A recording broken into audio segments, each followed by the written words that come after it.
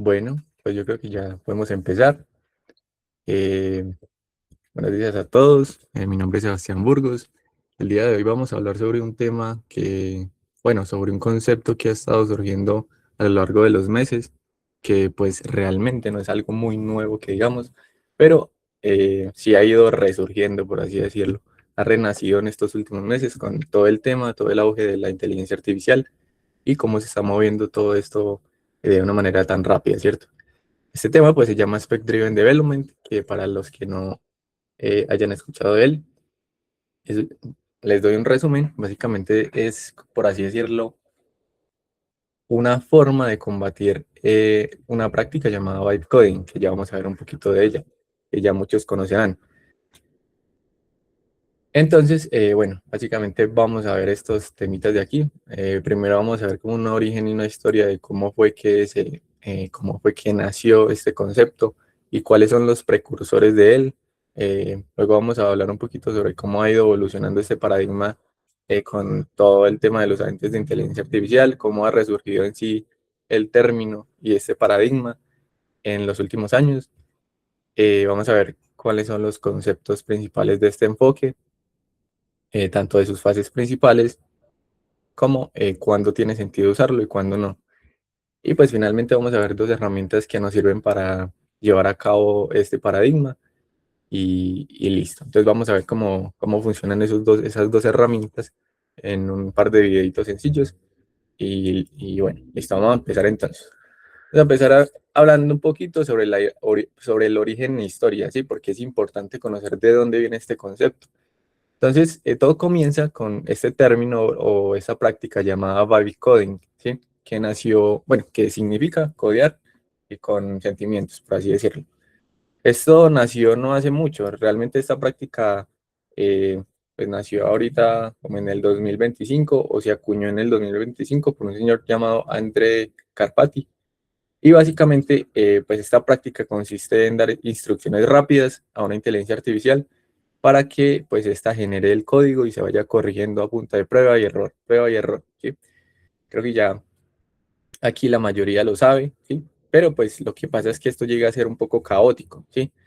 En muchas ocasiones pues el código que genera esta práctica es incluso de pronto un poco absurdo o rompe otras tres cosas o no lo hace realmente pues lo que queremos que haga, ¿cierto? Entonces, el flujo actual de esta práctica es el siguiente. Todo comienza con un prompt que le da el desarrollador o el humano, ¿sí? A el agente de inteligencia artificial. El agente de inteligencia artificial escribe el código con base en esas instrucciones que le da el desarrollador en ese prompt. El agente construye esa aplicación, obviamente pues en el workspace, en el entorno de trabajo que se esté desarrollando, ¿sí?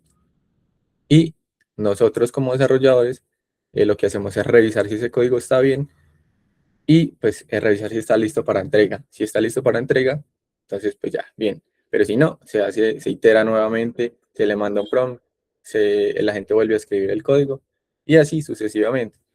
Y pues como ustedes ya sabrán, esto ocurre mucho. Normalmente el agente escribe código que no sirve, entonces toca volverle a decir esto no sirve, corrige esto tal. Entonces, bueno, se itera muchas veces y esto pues rompe un par de cosas que ya vamos a ver en la siguiente diapositiva. Y básicamente esta práctica es como el síntoma moderno de ignorar los fundamentos de algo llamado diseño por contrato, ¿sí? Que ya vamos a ver qué es.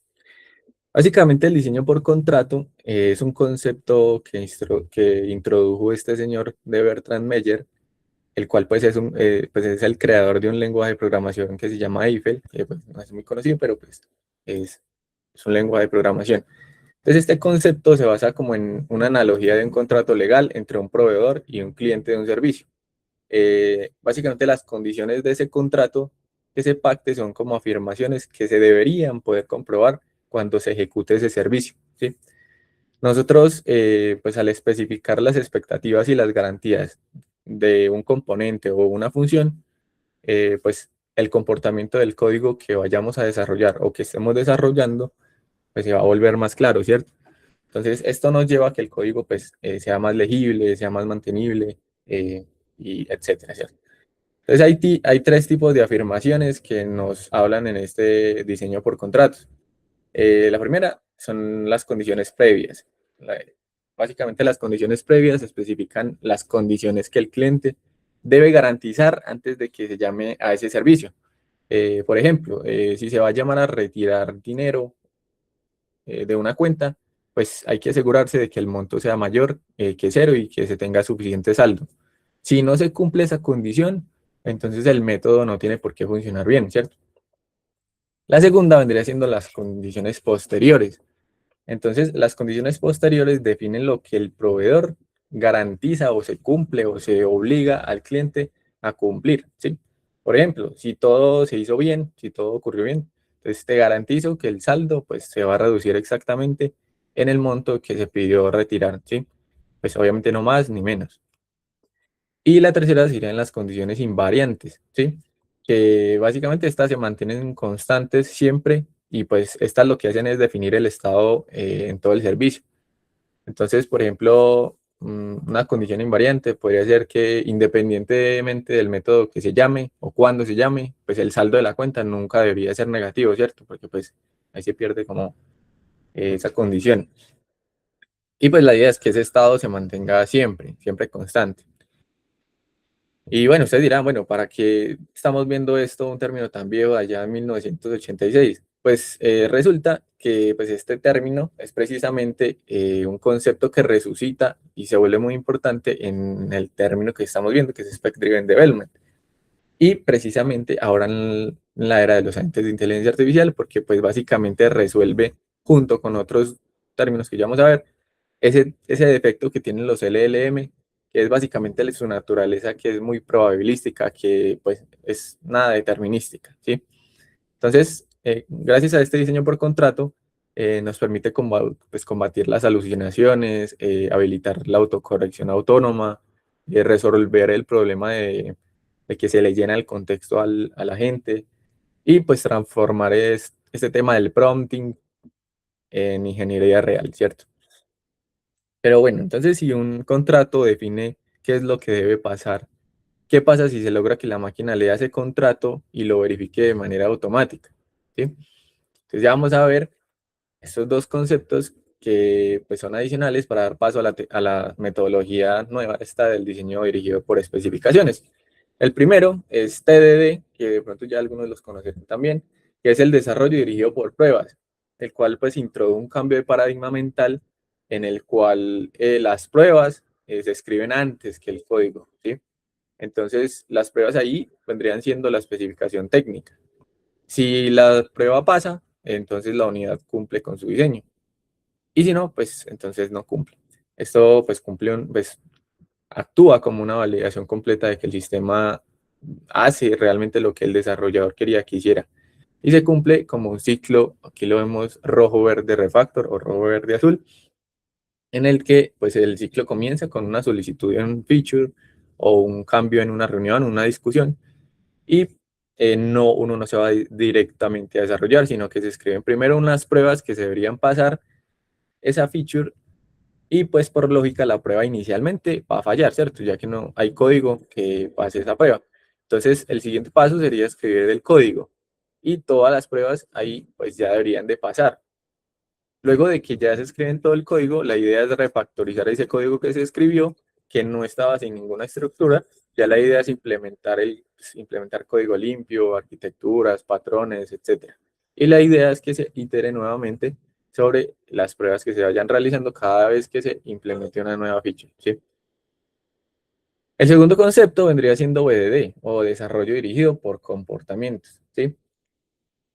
Este concepto pues surge para cerrar ese problema que hay normalmente de comunicación entre el negocio, ¿sí? Entre las partes interesadas, entre el cliente o el PO, con ya la ingeniería, que vendrían siendo los desarrolladores, los QA, etcétera, ¿cierto? Entonces, ¿cómo se hace eso? Pues ahí es donde nació este tema de Gherkin, ¿sí? Entonces, básicamente se centra uno en el comportamiento del usuario y el valor del negocio utilizando lenguajes que nos permitan como definir los escenarios específicos. Y en este caso, pues se utiliza mucho Gherkin, que me imagino yo que algunos o la mayoría lo ha utilizado, que como esta estructura, este formato, permite definir esos escenarios, ¿sí? Entonces uno le dice ahí, por ejemplo, como un usuario, quiero habilitar el tema de poder iniciar sesión en la aplicación y acceder a mi información de la cuenta. Entonces el escenario es given, when, and then. Por ejemplo, dado que me encuentro en la página de login, cuando ingrese mi usuario y contraseña y clique en el botón de login, entonces yo debería poder acceder a la página de el dashboard, ¿cierto? Entonces, bueno, básicamente aquí sería esa especificación, ¿cierto? Esa especificación serían los escenarios. Es algo pues que es legible por nosotros, porque este pues lenguaje es pues, muy legible para nosotros, ¿cierto? El lenguaje natural, pero incluso ejecutable por máquinas. Ahorita, pues bueno, estos dos realmente vendrían siendo los precursores directos del Spec Driven Development, ¿sí? ¿Por qué? Pues porque propone que el documento de los requisitos debería ser la fuente de verdad que guía en sí todo el desarrollo y la construcción del software. Eh, bueno, luego pasó algo y es que hubo un auge del diseño API First, ¿sí? Que vendría siendo, bueno, antes de que surgiera todo este auge de la inteligencia artificial, pues este movimiento de API First con Swagger, con OpenAPI, fue el primero en aplicar esos conceptos de Spec Driven Development a una escala o sea, a una escala global en el desarrollo de software. Pues aquí también, me imagino que ya todos conocerán Swagger, ¿sí? Para construir los contratos de las APIs, de los servicios. Y pues se dan cuenta que esta pues en sí es esa fuente de verdad que necesita el código y debería ser la fuente de verdad de esos sistemas, ¿sí? En el enfoque pues tradicional, primero se programaba y luego se documentaba, ¿sí? En este concepto de API First, pues la especificación o el archivo YAML de ese contrato debería ser eso primero que existe, ¿sí? Ahí esto nos ayuda a que si el front y el backend tienen este contrato, pues ellos dos pueden trabajar en paralelo, pues sin pisarse ahí los pies, ¿cierto? Entonces esto normalmente es lo que se hace. Entonces luego de eso, pues ya evoluciona este paradigma, ya un término que pues nace, ¿sí? Eh, bueno, vamos a ver esta metodología ya, pues en sí cómo fue que resurge o renace, y cómo evoluciona ya con el tema de los agentes de inteligencia artificial. Entonces, bueno, ¿cómo resurge este término o este paradigma? Pues, el Spec Driven Development, tal como lo usamos hoy en día para los agentes de inteligencia artificial, fue formalizado o impulsado por GitHub a través de una iniciativa llamada GitHub Spec Kit. Bueno, no solo fue de GitHub, también fue obviamente de los líderes de la comunidad open source y de desarrollo, ¿cierto? Y básicamente surgió, bueno, resurgió como ese antídoto actual contra esa práctica del vibe coding, ¿sí? Que estaba pues causando muchos estragos, bueno, todavía los causa. Entonces, bueno, así resumidamente, ¿cuál es el flujo básico que nos indica GitHub para utilizar ese paradigma? Vendría siendo el primero, especificar el qué, ¿sí? Cuando especificamos el qué queremos en un archivo de spec.md, pues se vendría siendo el primer paso. ¿Qué es lo que queremos hacer nosotros? Una aplicación de ventas, una aplicación de agenda de citas, una aplicación no sé, de trámites, etcétera. El segundo paso vendría siendo el plan, que vendría siendo el cómo, ¿sí? Ahí la idea es definir la arquitectura y los contratos técnicos, ¿sí? Por ejemplo, no, necesito que esta aplicación se construya con arquitectura limpia, no sé, con Python, con Java, con React en el front, no sé. Luego el tercer paso vendría siendo el task, ¿sí? Las tareas, el paso a paso. Entonces ahí la idea es que con Spec Driven Development la especificación se fragmente automáticamente en tareas atómicas, ¿sí? Que no sean muchas, o sea, una tarea gigante, sino que sean diferentes tareas que son atómicas, pues que se pueden cumplir todas o nada, que no se cumplan, ¿cierto? Y que se puedan probar, ¿sí? Ya vamos a ver esto un poquito más adelante, pues visualmente, porque de pronto así es muy mal verlo, pero bueno. El cuarto paso vendría siendo la implementación, ¿sí? O la ejecución. Entonces los agentes ahí ya toman, bueno, ya siguen las tareas definidas en el paso anterior y ya empiezan a generar el código paso a paso, estrictamente siguiendo el plan y la especificación inicial. Ahora, el auge del Spec-Driven Development en los agentes de inteligencia artificial. Eh, pues en el desarrollo que ya hemos ido viendo con inteligencia artificial, eh, hay algo que se sufre mucho, que los desarrolladores sufren mucho, y es algo que se llama context drift, ¿sí? Que es básicamente que la gente pues, arregle un archivo y rompa tres. Es eso que hablábamos anteriormente, que pasa mucho en el bytecoding. ¿Por qué? Pues porque la inteligencia artificial pierde ese hilo que necesita para seguir construyendo. Pues en otras palabras, básicamente no es como que haya una cuerda ahí que haga que la inteligencia artificial pues pueda ir sosteniendo de ella, como para no perderse, ¿cierto? Entonces, aquí el Spec-Driven Development lo que hace es invertir ese proceso. La especificación se convierte en la fuente principal de verdad y en lugar de pedirle a la inteligencia pues que programe una función, pues primero se interactúa con ella para crear un conjunto de documentos. Normalmente se hacen en Markdown, ¿sí? Esto pues no es una obligación, pero normalmente se hace, es como un estándar. Y pues se define el qué y el cómo se va a hacer, ¿sí? Es pues básicamente el tema o sea, de lo que se trata este paradigma. Una vez que pues son aprobados por el desarrollador, se usa, bueno, la gente lo que hace es utilizar ese plan y ya empieza a generar el código paso a paso. Entonces, como vemos ahí en este flujo, pues ya más detalladamente, todo empieza con una visión, ¿sí? Una visión, unos objetivos, una dirección técnica que indica el desarrollador. Este desarrollador, pues la idea es que pasa toda la información necesaria a la gente de inteligencia artificial y este empieza a investigar toda esa información que el desarrollador le da, ¿sí? Em, entonces luego él va, bueno, la gente empieza a construir un borrador de las especificaciones, ¿sí? ¿Cuál borrador de especificaciones? Empieza a construir las historias de usuario, los diseños, los esquemas de bases de datos, las tecnologías específicas que se van a utilizar, el stack tecnológico y pues la lista de tareas, ¿sí? Que ese es como el paso 3 que vimos anteriormente. Entonces la idea es que nosotros, ya no como desarrolladores que van ahí a tocar el código, sino como arquitectos, revisemos si esas especificaciones que construye la gente son realmente lo que queremos, ¿sí? Y aceptemos o no lo definido por el agente. Si nosotros lo aceptamos, pues va a pasar ya una fase de construcción. En esa fase de construcción, pues nosotros no vamos a desarrollar cada una de esas tareas, sino que le indicamos a la gente que ejecute esa especificación y pues la gente como output va a ejecutar y va a generar esas implementaciones de cada una de las tareas aquí, obviamente, pues en el entorno de trabajo. La idea es que nosotros podamos ir revisando una por una cada tarea si cumple y pues ya se hace una entrega. En caso de que haya alguna otra feature necesaria, otra vez se comienza de nuevo. Entonces, listo. ¿Cuáles son los enfoques bueno, los conceptos del enfoque SDD? Entonces, obviamente, Spec Driven Development no es una tecnología específica, eso hay que tenerlo en cuenta, ¿sí?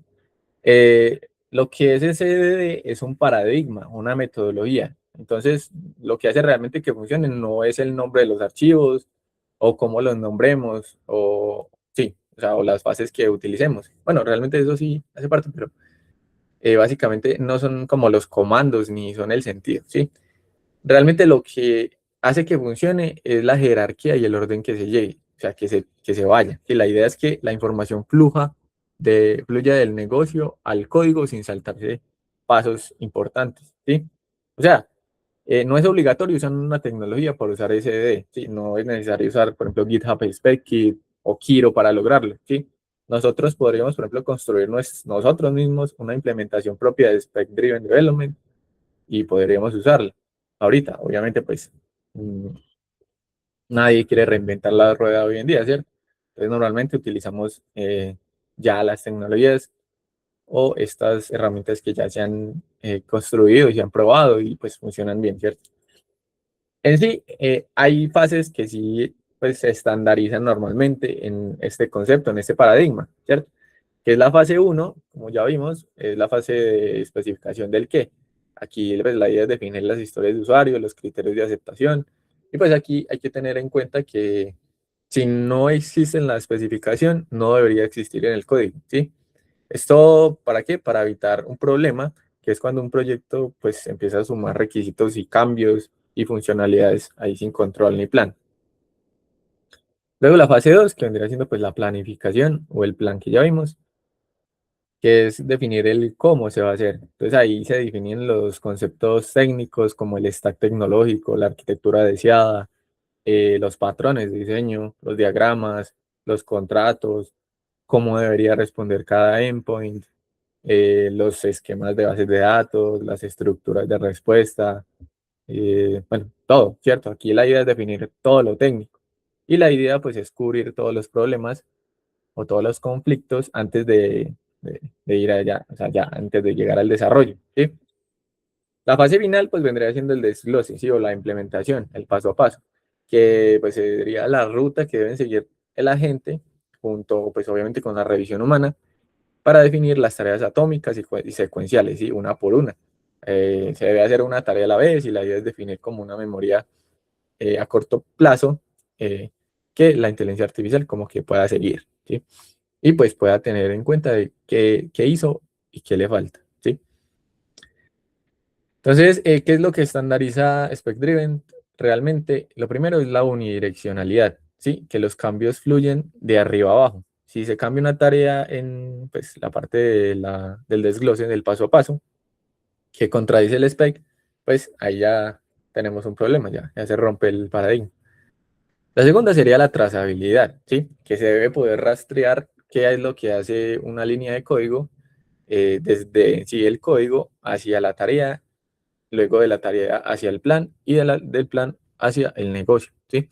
Básicamente, de otra forma, que el código depende de la tarea depende del plan y el plan del negocio. Y la tercera viene siendo pues la validación continua. Pues antes de que se pase a la fase uno de la fase uno a la fase 2 pues se debería poder validar que el plan pues sí cumple con la especificación y con el deseo del desarrollador, ¿sí?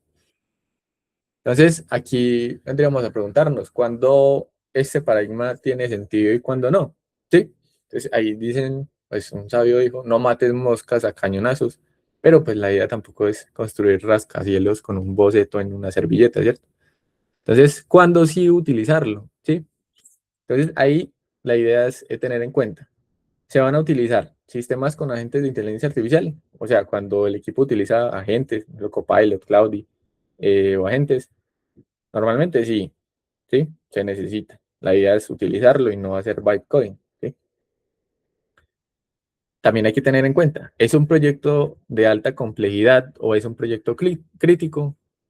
Por ejemplo, donde un error vaya a costar millones de pesos, eh, pues en ese caso sí es crítico utilizar este enfoque. O, por ejemplo, cuando hay equipos distribuidos, por ejemplo, cuando el front no puede esperar a que el backend termine, que eso pues también pasa mucho, pues también sirve mucho este paradigma. Básicamente ahí la parte del plan y los contratos permiten que ambos vayan trabajando a la vez, ¿sí? Tal cual como se hace con los contratos. Y la otra es que, pues, ver si los sistemas van a escalar, ¿sí? Si se sabe que un sistema, pues, va a vivir más de 2 años, pues, sí es bueno empezar con buenas prácticas desde el inicio, ¿sí? Ahora, ¿cuándo no es como una buena idea utilizar este paradigma? Cuando se van a utilizar prototipos, ¿sí? O validación de mercado. Si se está como en esa fase de primero vamos a ver si este sistema va a servir o les gusta, pues ahí la idea es que, pues este paradigma va a frenar mucho ese concepto y pues, va a hacer que no haya una agilidad. Entonces, aquí pues se podría utilizar prácticas en sí como bytecoding puede ser para que sea más rápido. También otra, como otro punto ahí para tener en cuenta de cuándo no utilizarlo es cuando hayan scripts. O sea, cuando se va a escribir nada más un script para hacer algo, pues obviamente uno no se va a poner a utilizar este paradigma. Otra forma es, bueno, otro punto es la exploración creativa, ¿sí? Cuando se hace desarrollo de juegos o algo que necesite creatividad, ¿sí? O innovación. Entonces ahí esto lo frena mucho porque esto es muy rígido, ¿sí? Este concepto es rígido. Y finalmente, pues cuando son equipos pues, muy pequeños, si uno es uno con uno, pues tampoco tiene sentido utilizar un paradigma de estos, ¿sí? Obviamente, pues estos son como recomendaciones, esto es una metodología que pues cada uno podría aplicar o no, dependiendo pues de cada contexto, ¿cierto? Entonces, vamos ahora sí, ya con estas herramientas que nos permiten habilitar el uso de este paradigma, ¿sí? Entonces, vamos primero con una que se llama GitHub SpecKit, que pues básicamente GitHub fue el que impulsó toda esta metodología a resurgir, ¿sí? A renacer. Entonces, como vemos aquí en el diagrama, todo empieza desde la intención hasta el código, pasando por unas fases y documentos vivos, ¿sí? Entonces, eh, la idea es pasar con el comando de specify a la especificación, ¿sí? En el spec es donde se definen esas historias de usuario, esos casos borde, ¿sí? Los requisitos funcionales, las entidades clave, esto que ya vimos anteriormente. Luego de la especificación pasamos al plan. Entonces el plan es donde nosotros vamos a definir pues, cómo se va a hacer, ¿cierto? Entonces vamos a definir ahí, por ejemplo, la arquitectura, los patrones de diseño, etcétera. Y pues en este caso GitHub Spec Kit nos brinda unos comandos adicionales, por ejemplo el research o no me acuerdo, bueno, hay otro que es como para validar que el plan esté bien. Y esos comandos nos van a construir otros documentos, ¿sí? Un documento de research que es para darnos buenas prácticas o para darle realmente buenas prácticas a la gente. Otro documento de data model, otro aquí un directorio de contratos normalmente, otro directorio de pruebas y un manual de usuario, ahí donde nos va a decir, por ejemplo, cómo vamos, o sea, para el usuario, ¿sí? O sea, cómo se va a construir, por así decirlo, esta aplicación usando Docker o cómo vamos a levantar esa aplicación, qué necesitamos tener instalados, cuáles paquetes, etcétera. Entonces, luego del plan, con el comando tasks, se va a generar un archivo, un documento de task que viene siendo pues, la lista de tareas accionables, ¿sí? Con ciertos como, como checks que le dicen a la gente cuál, o sea, cuando la gente la cumpla, la gente lo marca, ¿sí? Entonces, listo. Y pues ya finalmente se pasa ya al código, a desarrollar el código por cada una de esas tareas. Entonces, vamos a ver un poquito aquí cómo funciona esta herramienta de GitHub Spec. Ahora, ¿por qué no lo hice en vivo? Porque pues esto al ser una metodología que tiene como ciertos pasos y realmente es tan rígido, créanme que se demora muchísimo. Entonces, pues la verdad no quiero tenerlos aquí 40 minutos esperando a que la gente haga un documento de especificación, luego un documento de plan, etcétera. Entonces, bueno, les voy a mostrar aquí, como en el video de una vez, para que lo puedo adelantar. Entonces aquí, si uno ingresa a GitHub SpecKit, uno lo busca en Google, pues uno se va al repositorio. Y en el repositorio, ellos pues obviamente nos dan otra vez una breve descripción, una breve definición de lo que es Spec Driven Development, lo que ya hemos visto. Y pues aquí ya nos da como los pasos de instalación. Entonces, para instalarlo, aquí GitHub nos indica que deberíamos tener instalado un paquete, un gestor de paquetes llamado V o pipex de Python, ¿cierto?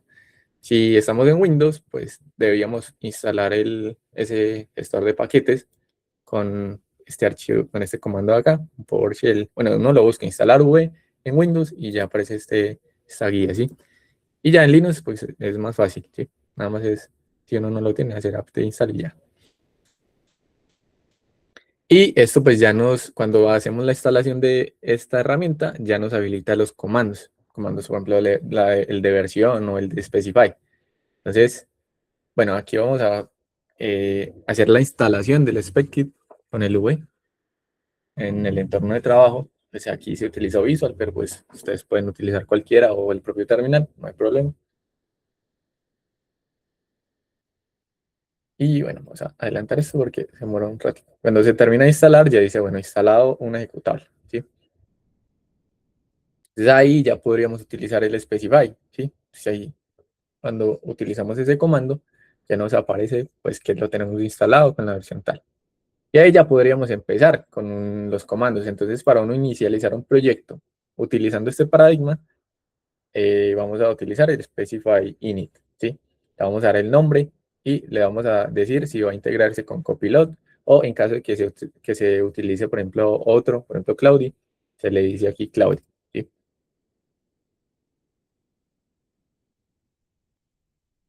Vamos a ver acá.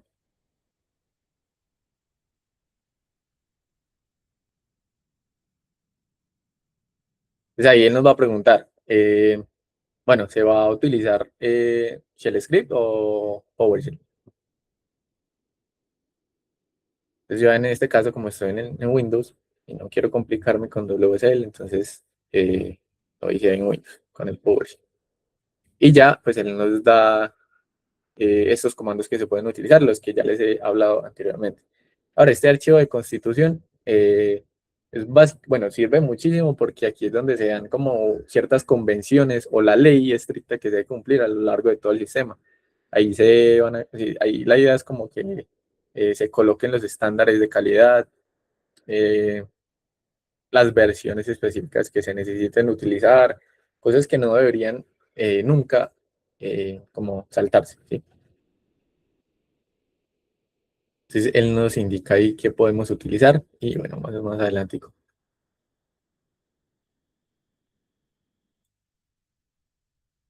Ah, bueno, obviamente cuando inicializamos el proyecto con esta metodología nos va a crear estos archivos de acá, un archivo .specify, que ya vamos a ver que aquí dentro de este archivo, dentro de este directorio es donde están esas plantillas de especificación, plan, task y constitution. Entonces vamos a utilizar el primer comando que es spec-kit constitution. Este comando lo pueden utilizar dentro de la agente, lo pueden utilizar dentro de la CLI con el agente que utilicen ustedes, por ejemplo Cloudy Code o Gemini CLI o el Copilot CLI también lo pueden utilizar.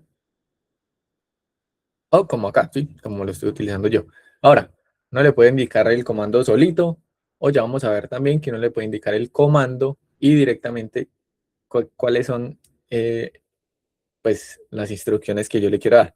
Pero ahí vamos a empezar viendo cómo él identifica ese comando. Vamos a ver que esto demora un poquito. Y pues obviamente él va y analiza que hay un archivo constitution en esta carpeta de specify. Entonces cuando él identifica eso, él nos dice, bueno, está diseñado para reemplazar, bueno, es una plantilla, ¿sí? Ese constitution. Entonces, esa plantilla está diseñada para ser reemplazada con 5 principios claves para ese proyecto específico, ¿sí? Entonces, ahí nos da un ejemplo de cómo deberíamos utilizar ese comando, ¿sí? Entonces, la idea es utilizar el comando y en este caso de Constitution, darle 5 principios clave. Pero, pues, como yo ya utilicé el comando, nada más lo que voy a hacer ahí es pasarle 5 principios. Si en este caso yo le dije principio uno, seguridad ante todo, los datos pues, de los pacientes son sensibles. El segundo es que haya cero downtime, que pues la idea es que el sistema nunca se caiga. El tercero es accesibilidad, que haya una UI que pues pueda ser usable. El cuarto es pruebas obligatorias que cubran mínimo el 80%. Y un stack de Python con FastAPI en el backend más React en el front. ¿Sí? Y Postgres de base de datos. Esos son como los 5 principios que debe tener en cuenta el Constitution. Entonces ahí lo que va a empezar ahí, bueno, esto demora bastante, entonces voy a adelantarlo. Ya él genera, bueno, no genera, sino que lo modifica porque pues este era una plantilla, entonces va y modifica este archivo, este documento de constitución y pone esos principios ya más detallados, ya más definidos, ¿sí? Entonces yo le dije, bueno, cobertura mínima del 80% del código. Entonces él fue y puso cobertura mínima, 80% global, TDD obligatorio, escribir las pruebas antes del código. Cada feature nueva requiere pruebas unitarias y pruebas de integración. Los PR sin pruebas son rechazados automáticamente y no sé qué. ¿Cierto? Ahí se pone a definir todo mucho más claro. Aquí también define cuál es el stack tecnológico con las versiones específicas, ¿sí? Y listo. Entonces, cuando ya termina el Constitution, ya podríamos pasar a la fase del Specify, ¿sí? Que es ya la especificación, ¿sí? La fase uno del estándar, ¿sí? Que ya les hablé. Entonces aquí uno lo que puede hacer directamente es hacerle el comando specify y le pasa ya la especificación de lo que nosotros queremos que haga. El qué, ¿cierto? Entonces aquí yo le dije, bueno, ¿qué quiero construir? Construir un sistema de gestión de turnos para una clínica médica. Sí, los pacientes deben poder agendar turnos con médicos según la especialidad. Los médicos tienen horarios configurables por día de la semana. El sistema de evitar doble booking, o sea, doble agendamiento. Los pacientes reciben confirmación y recordatorio 24 horas antes. Sí, la idea es aquí definir qué es lo que se quiere de ese sistema. Entonces, aquí vamos a ver, bueno, cuando uno lo manda, bueno, se demora ahí un par de horas, no mentiras. Bueno, él como utiliza ahí una herramienta de Git, ahí fallo, pero pues o sea, ahí la ignoré y no pasa nada. Entonces ahí me creo este documento de especificación, ¿sí? Este documento de especificación ya es todas esa lista de cosas que yo necesitaba, pero pues como su nombre lo indica, bien especificadas, ¿cierto? Entonces, aquí, bueno, nos indica el nombre, clínica de turnos, para quién va dirigido, cuál es el propósito de este sistema.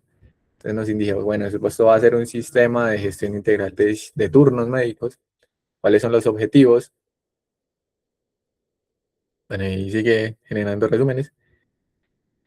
Y aquí, pues, se definen también las historias de usuario y los criterios de aceptación, ¿sí? Entonces, historia de usuario uno del paciente. Entonces, paciente quiere agendar una cita con un médico de una especialidad preferida para recibir atención inmediata sin necesidad de llamar por teléfono. ¿Cuáles son los criterios de aceptación? Que el sistema muestre la lista de especialidades, cardiología, dermatología, no sé qué. Entonces, esto lo construye el propio agente, ¿sí? Nosotros no tenemos que ir a construirlo detalladamente. Obviamente, pues la idea de este paradigma es, eh, es revisar todo esto, toda esta especificación que esté bien, ¿sí? Que se adapte a lo que nosotros queremos realmente, ¿sí? Y de aquí, bueno, él también nos indica, también genera aquí como la estructura de, de los errores, de cómo debería manejar el anti doble turno, las estructuras de SQL de la base de datos, los algoritmos de generación de los slots, ¿sí? Define como inicialmente todo qué es lo que se quiere. Y aquí también define, por ejemplo, este flujo visual de cómo debería ser, ¿sí?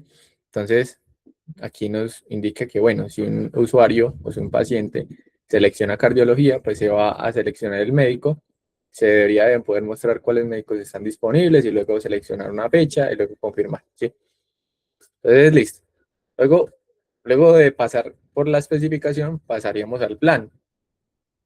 Entonces, aquí bueno, así, perdón.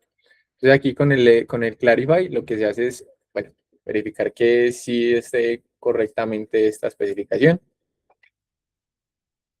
Y bueno, lo que va a hacer aquí es hacer como unas aclaraciones, ¿sí? Con el Clarify.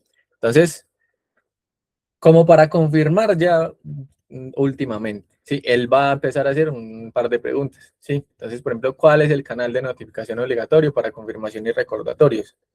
Eso él lo especificó en el archivo de especificación, pero nos está preguntando, bueno, entonces si va a ser email con pues, mensajes de texto o no, o va a ser solo correo. Entonces aquí él va a empezar a hacer un par de preguntas como para ya confirmar en sí qué es lo que se quiere. Entonces, si nosotros estamos de acuerdo con lo que ya hay, pues nada más es darle continuar, continuar y continuar, o cambiar lo que está y él ya va a empezar aquí a editar eh, el archivo de especificación, ¿sí? Con los cambios que se hayan hecho. Listo. Luego de la especificación viene el plan. Entonces, vamos a saltarnos aquí al plan. Entonces, en el plan, nosotros queremos decirle cómo lo va a hacer, ¿sí? Entonces, vamos a decirle, por ejemplo, que usamos FastAPI con SQL Alchemy y Alembic. Vamos a usar React para el front. Vamos a usar Postgres para la base de datos. Vamos a utilizar Celery y Redis para la parte asíncrona. Y vamos a desplegar todo con Docker, ¿sí? Entonces ahí le damos el comando specify plan, perdón, expected plan,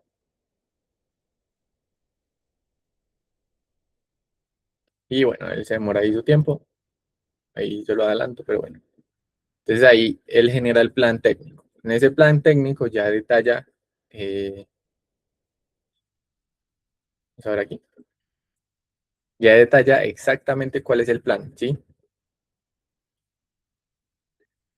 Entonces el plan va a ser el índice, bueno, ahí nos dio ese salto, pero bueno, va a ser el índice, va a definir la arquitectura, va a definir la estructura del backend, sí, cómo debería ir estructurada con cierta arquitectura definida, sí, de los directorios. Aquí nos dice que bueno, que los permisos, que las autorizaciones, cómo deberían ser, por ejemplo, los endpoints, ahí mismo los pone. Cuáles son las responsabilidades de cada módulo, cuál es el modelo de datos, sí, aquí nos indica, por ejemplo, las estructuras SQL de cada una de las entidades. Y pues esto ya es mucho más técnico, ¿sí? Es muy largo, claramente, sí, pero es como esa cuerda que va a guiar a la gente, ¿sí? Entonces, luego pasamos a la fase de las tareas, ¿sí? Con el Step Kit Task.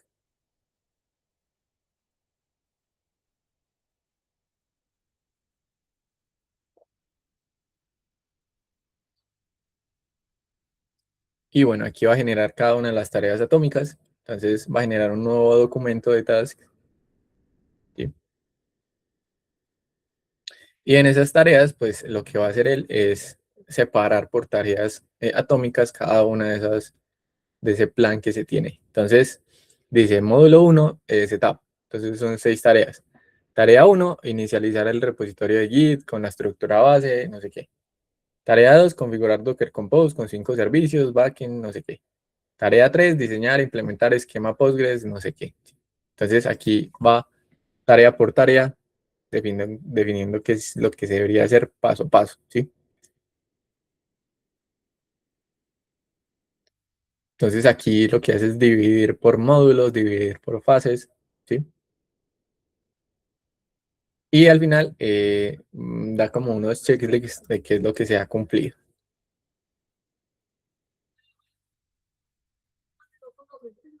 y los criterios de aceptación. Entonces, listo, cuando uno empieza, bueno, ya al final, el paso final o el comando final es el ScriptKit implement, ¿sí? Que es la implementación, ¿sí? Entonces, en la implementación, él ya va a ir cada una de esas tareas y él va a ir generando el código ya en sí del proyecto que nosotros queramos.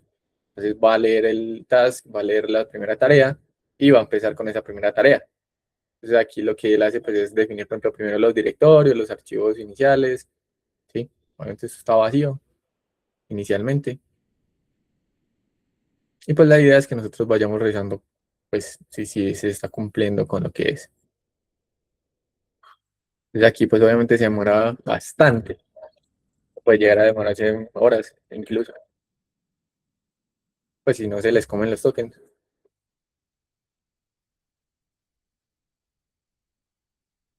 Y bueno, digamos que nada, él sigue construyendo ahí, sigue construyendo todo el proyecto, ¿cierto? Y cuando termina, bueno, nos indica cómo deberíamos poderlo ejecutar, ¿cierto? Entonces aquí,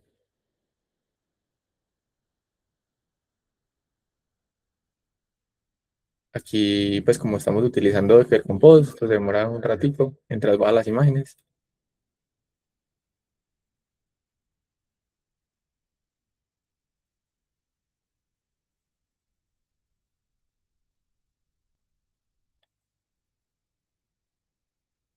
Y bueno, aquí eso fue lo que generó inicialmente, pero porque no ha cumplido todas las tareas. Él va tarea por tarea y nos pide, bueno, yo no sé si ustedes vieron por aquí, pero él va tarea por tarea y nos dice, por ejemplo, que ya terminó cierta fase o cierto módulo. Sí, entonces aquí pues apenas hizo la fase uno en la que pues implementó algo pequeño, ¿sí? O sea, lo inicial, la estructura, etcétera. Pero pues él nos dice, bueno, iniciamos fase 2 de las tareas. Entonces, ya si uno le dice que sí, si uno está de acuerdo con lo que ya está creado, pues puede continuar. Pues como aquí no se continuó, pues solo quedó esto, ¿sí? que pues es el front y el backend ahí estaba funcionando. Así es como funciona en sí el Spec Driven Development en GitHub. Bueno, yo intenté ahí continuar todas las tareas, pero como se demoraba mucho, pues no sé, vamos a verlas aquí, a ver cómo quedó esto al final.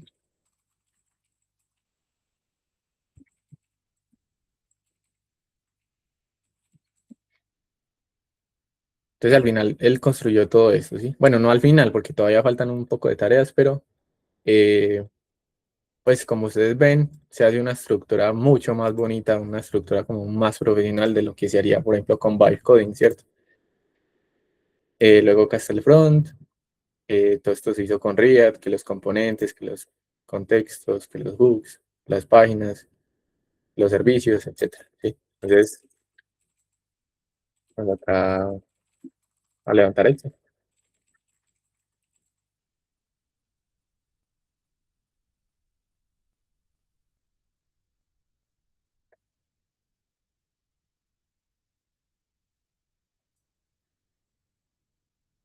Y vamos por aquí.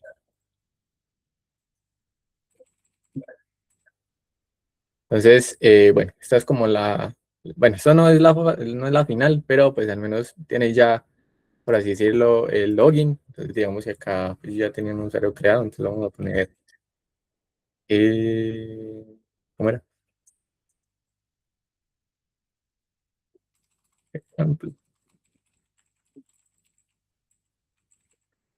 Y bueno, no me acuerdo, vamos a crear uno nuevo. Ejemplo, ejemplo, ejemplo,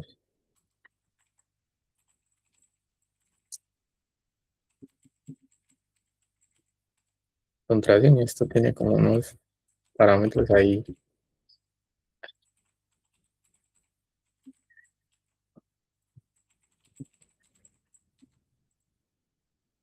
Listo, entonces aquí cuando uno se registra, pues lo manda directamente acá. Entonces, tal cual como habíamos indicado, la idea es poder seleccionar, por ejemplo, la especialidad, es clínica general, luego que aparezcan los médicos disponibles, entonces quedan a días, y aquí que el horario que hayan disponibles. Entonces, por ejemplo, si uno se va por ejemplo acá, que ver cuáles hay disponibles, y no en todos los días, y por ejemplo acá en las 10, ¿sí? Aquí uno le da, no sé, control manual y la es confirmar. Y vean que falta, por ejemplo, el tema de las notificaciones de confirmación. Pero pues ya está bastante completo y ni siquiera ha terminado todas las tareas. Entonces, bueno, así es como funcionaría el GitHub Spec Kit, ¿sí? Y,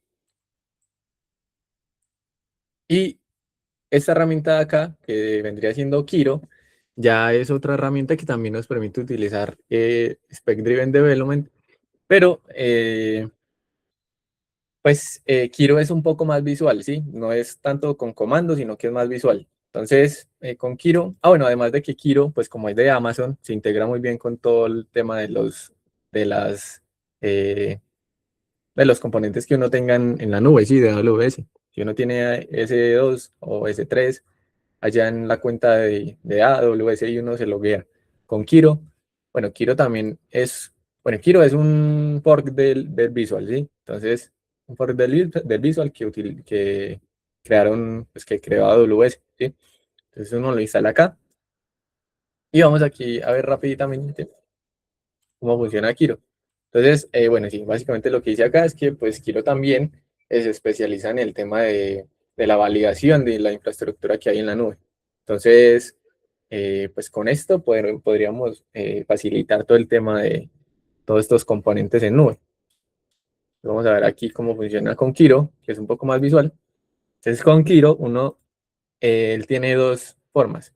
La forma de byte coding, que es la forma normal que se utiliza, y la forma de spec, que pues precisamente la Spec Driven Development, ¿sí? Entonces uno selecciona esta forma de construcción y le da pues todo el prompt que le dimos, el mismo que le dimos a GitHub Spec Kit, pero eso sí, este sí es un poco más, ¿cómo les diría yo? Más restrictivo, ya que, bueno, la versión gratuita de Kiro nos da 50 créditos. Entonces hay que saber pues ahí cuál modelo elegir. La idea es como no elegir un modelo muy potente para hacer algo muy pequeño, ¿cierto? Entonces ahí la idea es que, bueno, vamos a ver cómo funciona. Entonces ahí la idea es darle el prompt completo de qué es lo que queremos, cómo lo queremos hacer, con qué versiones, con qué tecnologías, con qué stack. Y él, pues bueno, aquí va a empezar a hacer cosas. Entonces ahí él se da cuenta que no hay un punto Kiro creado, entonces va y lo crea, crea el punto Kiro, luego crea el requirements, ¿sí? Ese requirements es tal cual lo mismo que ¿cuál era? El specification de GitHub SpecKit. Aquí se define una introducción, un glosario, qué es lo que se quiere hacer, cuál es o sea, que realmente, sí, cuál es el objetivo de este sistema. Se definen las historias de usuario, se definen los criterios de aceptación, ¿sí? Entonces, por ejemplo, requisito uno, historia de usuario como paciente, quiero agendar citas con doctores por especialidad, ¿sí? Entonces aquí crea el archivo de requirements, luego de que él termina el archivo de requirements, él le pregunta a uno, bueno, ¿estás de acuerdo con este archivo de requirements? O sea, luce bien, él dice luce bien, si no, podemos, perdón, sí, sí, entonces pasamos a la fase de diseño. Entonces si uno le da, por ejemplo, sí, acepto, está bien, lo veo bien, entonces él pasa ya a la fase de diseño. Y vean que es un poco más visual porque él da acá como las fases. Entonces va a construir ya el documento de diseño. El documento de diseño es donde ya se tiene todo detallado de una manera más técnica, ¿sí? Se define, por ejemplo, el stack de tecnologías, la arquitectura. Entonces aquí viene la arquitectura, cómo deberían ser los servicios, los endpoints, las interfaces. Bueno, este es lo mismo que vimos en el SpecKit, pero este sería el plan. Solo que, pues, como es un paradigma, cada uno lo llama de diferente.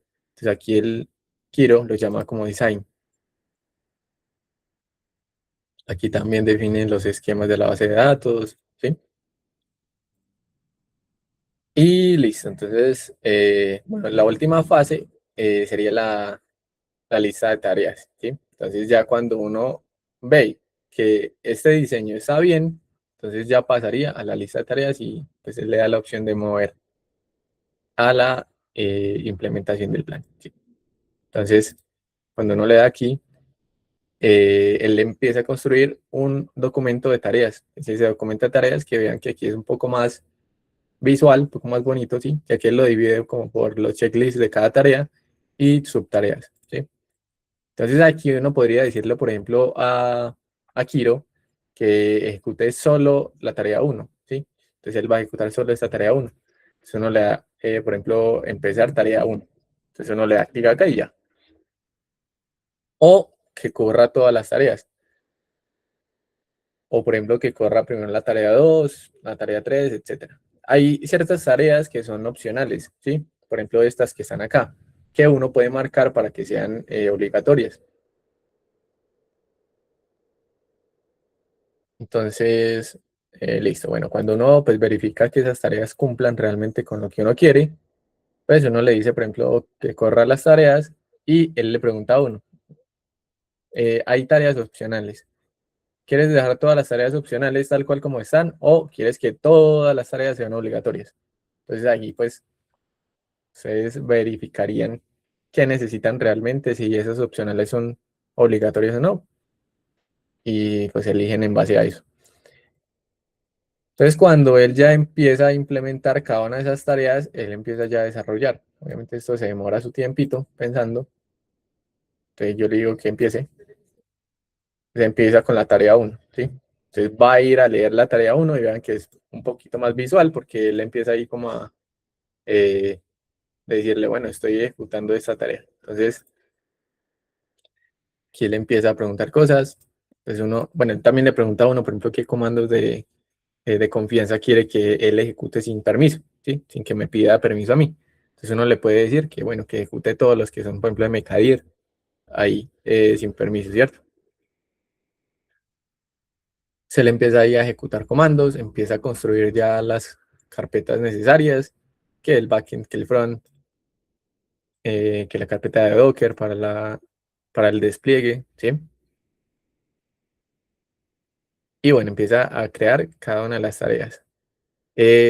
Con Kiro, no alcancé a completar todo el proyecto, entonces solo alcanzó a completar.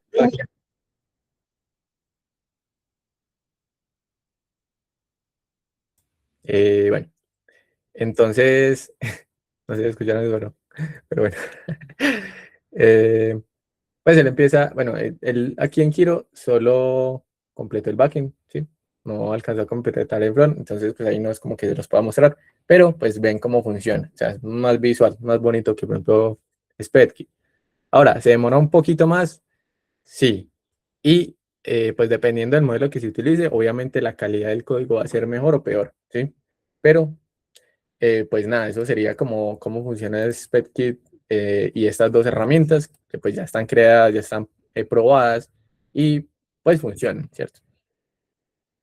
Y nada, eso sería todo, muchachos. No sé si tengan alguna pregunta, alguna inquietud, algo que quieran comentar,